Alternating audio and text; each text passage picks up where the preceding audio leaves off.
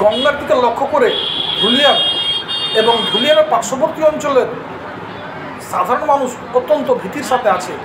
কিন্তু আমি যে জায়গাটাতে দাঁড়িয়ে আছি এইটা ধুলিয়ান ফেরিঘাটের 1 নম্বর সিঁড়ির উপরে দাঁড়িয়ে আছি এবং বর্তমানে যে জায়গাটাতে জল আছে সেইটা 8 নম্বর সিঁড়িতে আছে।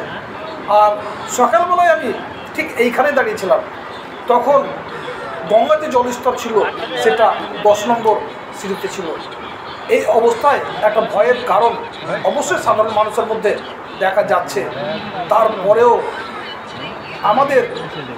আমরা যারা ধুলিয়ানের পার্শ্ববর্তী অঞ্চলে বসবাস করি তারা ভালো করেই জানি ধুলিয়ানের বন্যা ঠিক সেই সময় আসে যখন গঙ্গার অবস্থা অত্যন্ত বিপজ্জনক থাকে, উপর থেকে অনবরত বৃষ্টি হতে থাকে এবং পাটনার জলের অবস্থা অত্যন্ত ভয়ানক।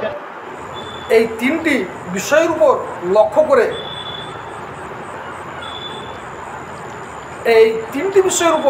লক্ষ্য করে পরিষ্কারভাবে বলে দেওয়া যায় যে এখনই ধুলিয়ানে বন্যা হবার সম্ভাবনা চর্চার পর্চা লক্ষ্য করছে না।